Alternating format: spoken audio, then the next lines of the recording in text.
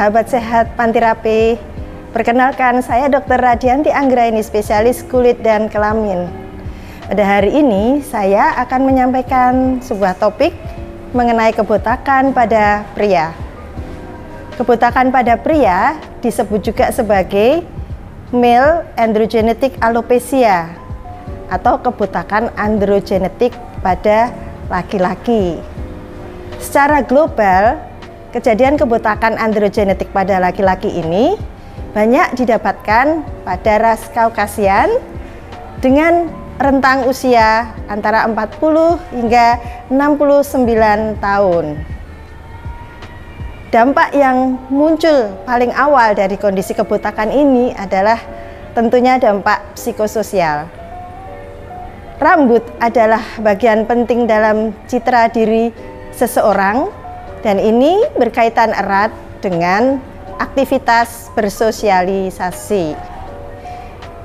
Secara umum, sebagian besar orang-orang yang mengalami kebotakan ini tidak akan memperdulikan kondisi kebotakannya dan tetap melakukan aktivitas seperti biasa sehingga tidak ada gangguan pada fungsi sosialnya. Namun, dari beberapa penelitian ditemukan bahwa ternyata terjadi peningkatan tingkat stres pada sebagian orang dengan masalah kebotakan ini, terutama bagi mereka yang merasa mengalami kebotakannya ini dengan cepat atau muncul sangat dini dan sudah mendapatkan penanganan atau melakukan pengobatan namun merasa tidak mendapatkan hasilnya. Nah, sebenarnya apa penyebab atau etiologi dari masalah kebotakan pada pria ini? Jadi, secara umum terjadi pengkerutan dari akar rambut atau folikel rambut yang menyebabkan rambut tidak bisa tumbuh sebagaimana mestinya. Rambut menjadi semakin mengecil dan bahkan berubah dari jenis rambut terminal yang besar dan kasar menjadi rambut-rambut velus yang halus dan pendek. Kondisi ini dipengaruhi oleh dua hal utama, seperti istilahnya sendiri, androgenetic alopecia. Jadi dua hal yang memegang peran kunci di sini adalah faktor genetik dan hormon, dalam hal ini androgen. Secara genetik terjadi perubahan pada respon folikuler terhadap hormon androgen, sehingga menyebabkan perubahan-perubahan berikutnya berupa rambut yang menjadi lebih halus, lebih pendek, dan lebih kecil-kecil. Sementara faktor hormonal sendiri, dalam hal ini androgen, dalam level atau tingkat produksi yang normal, sudah akan menimbulkan respon alopecia pada individu-individu yang memang sudah terpapar secara genetis untuk mengalami kebotakan. Selanjutnya, dampak dari terjadinya kebotakan ini akan nampak sebagai suatu pola yang khas pada bentuk kebotakan di kepala. 3 pola khas dapat kita temukan di sini. Yang pertama adalah temples atau kanan kiri dahi. Rambut berkurang dari batas rambut depan, mundur, membentuk huruf M karena ada pengurangan rambut atau hilangnya rambut di dahi kanan dan kiri. Yang kedua, pola vertex. Kebotakan ini dimulai dari puncak kepala atau ubun-ubun yang selanjutnya akan berkembang dalam pola lingkaran ke segala penjuru. Dan yang ketiga adalah frontal. Penghilangan atau pengurangan rambut dimulai dari garis rambut depan yang mundur ke belakang, memenuhi area dahi utama di tengah dan terus berlanjut mendekati puncak kepala. Pertumbuhan rambut sendiri sebetulnya melalui suatu siklus yang terdiri dari beberapa fase. Dalam kondisi pertumbuhan rambut normal, ada 4 fase yang kita temukan dalam satu siklus, yaitu fase pertumbuhan, fase involusi, fase tenang, dan regenerasi. Fase pertumbuhan biasanya kita sebut sebagai fase anagen. Fase ini berlangsung 3 hingga 5 tahun. Dan apabila fase pertumbuhan ini sudah mencapai titik konstannya, yaitu pertumbuhan 1 cm per bulan, maka ini akan menjadi penentu untuk mencapai panjang rambut pada akhirnya. Fase yang kedua adalah katagen. Katagen adalah merupakan fase akhir dari anagen yang akan diikuti oleh fase tenang atau disebut sebagai fase telogen. Kemudian yang terakhir adalah fase regenerasi yang ini akan berlangsung selama sekitar 3 bulan, dan dalam fase regenerasi ini rambut akan mulai tumbuh kembali hingga mencapai panjang akhir. Nah, siklus rambut normal akan berjalan seperti yang saya jelaskan tadi, dan setiap rambut yang mengalami masa telogen atau sudah berakhir masa hidupnya akan tergantikan oleh fase regenerasi. Pada siklus rambut yang normal, setiap fase telogen akan digantikan oleh fase anagen. Pada kebotakan akan terjadi pemendekan fase anagen, sementara fase telogen akan tetap sama atau bahkan memanjang, sehingga terjadi penurunan rasio antara fase anagen pertumbuhan dengan fase telogen. Pasien biasanya menyampaikan hal ini sebagai keluhan kerontokan pada saat menyisir atau rambut basah. Selanjutnya, setiap siklus rambut yang menjadi lebih singkat karena perpendekan fase anagen ini akan menyebabkan pertumbuhan rambut yang tidak optimal juga, sehingga rambut hanya tumbuh sedikit menjadi lebih halus dan lebih kecil, sehingga pada akhirnya pertumbuhan rambut tidak akan bisa mencapai permukaan kulit, dan inilah yang menyebabkan terjadinya kebotakan.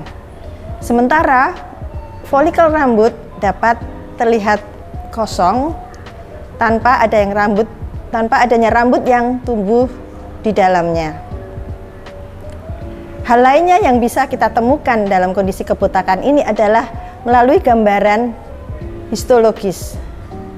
Pada gambaran histologis ditemukan adanya penyusutan dari folikel rambut ini atau miniaturisasi.